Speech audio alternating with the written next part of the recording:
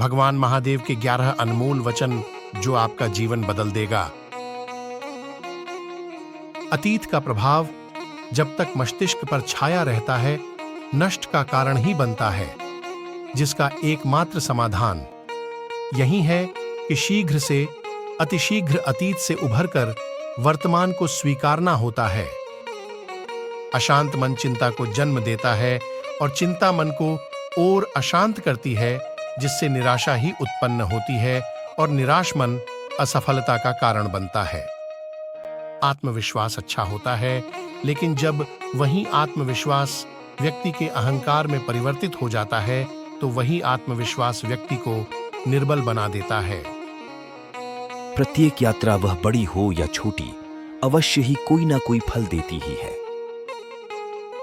असत्य बोलने का तात्पर्य है असत्य को जानते हुए भी सत्य को बदल देना, और गोपनीय होने का तात्पर्य है सत्य का ज्ञान होते हुए भी सत्य को ना कहना।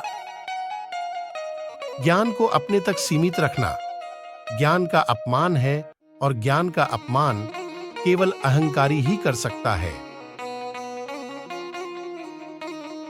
उचित समय पर यदि कोई कार्य करना भूल जाए, तो उसे पुनः करने के लिए उपयुक्त समय की प्रतीक्षा करनी पड़ती है।